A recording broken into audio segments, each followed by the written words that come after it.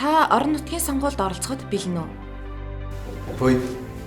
Маргааш нэрээ бүх нийтийн амралтын өдөр гэсэн шүү дээ. Хэдүүлээ сайхан энэ замшааныг далимдуулаад сайхан салхинд гарах уу? Тэгээл та. Амралтын өдөр биш л дээ. Маргааш орон нутгийн сонгуул олно. Саналаа өгөх хэрэгтэй. Юу сонгуул вэ? Тэр сонгуул чинь дуусчаагүй юм уу? Харин тийм. Улсын хурлын сонгуул биш юм чинь нэг сүлжгнээд байх шаардлага байгаа мó. Ер нь тэгээ чинь орон нутгийн сонгуул битэр зүр ямар амаатай тий шүү дээ. Хэдлийн бараг өглөө эртөө хөдөлгөөн одол яасан. Хамгийн хамаатай. Ямар хамаатай юм? Үгүй юм байгаа байхгүй. Улсын хурлын сонгуул, ерөнхийлөгчийн сонгуул хоёроо бий бол нэг ялгаа салгаад байна. Харин энэ орон нутгийн сонгуулийг бол би нэг сонирхож байгаагүй юм байна шүү. Бид нар юу ямар хамаатай юм бэ? Хүн өөрт хамаагүй гэж бодоод байх юм бол бидний амьдралд толгомдох асуудлуудыг шийдвэрлэх боломжгүй л гэсэн үг шүү дээ. Орон нутгийн сонгуул гэж юу вэ? Энэ бол төлөөлийн ардчлалын биелэл, улс төрийн оролцооны нэг чухал хэлбэр юм. Монгол улсын сонгуулийн эрх бүхий иргэд нийтээрээ чөлөөтэй шууд сонгох эрхийн үндсэн дээр саналаа нууцаар гаргаж тухайн нутгийн өөрөө удирдах байгууллагыг өөрсдийн төлөөллөөр бүрдүүлэх үндсэн арга юм. Орон нутгийн сонгуулийн онцлог юу вэ?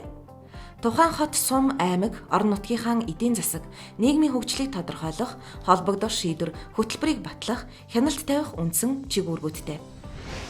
Иргэдийн төлөөлөгч гэж хэн бэ?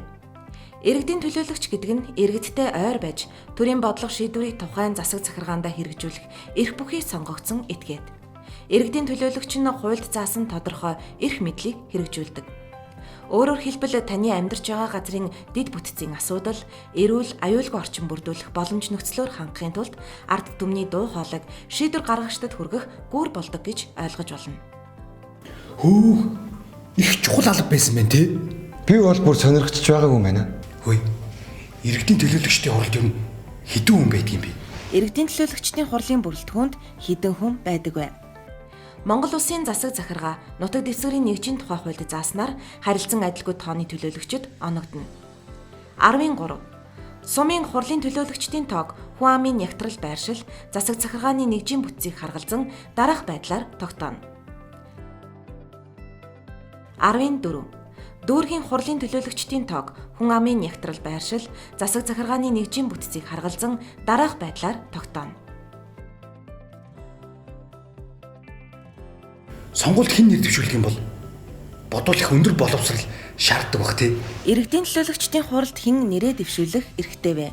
Аймаг нийслэл сум дүүргийн орон нутгийн сонгуулийн тухай хууль зааснаар 18 нас хүрсэн тухайн сум орон нутаг харьяа дүүргийнхин байнгын оршин суугчаар санал авах өдрөөс 180-аас доошгүй хоногийн хугацаанд оршин суусан байх гэсэн шалгуур тавигддаг.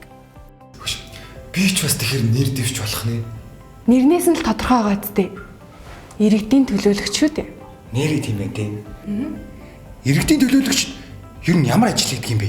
Иргэдийн нийтийн хурал ямар эрх үүрэгтэй вэ? Хяналт шалгалт тавина.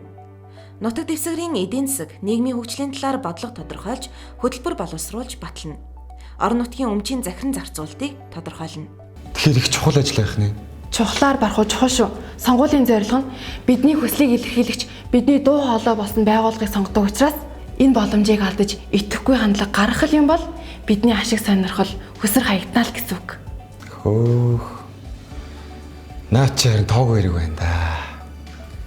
Би заавал сонгуульд идэвхтэй оролцож саналаа өгнө. Би ч бас өгнө.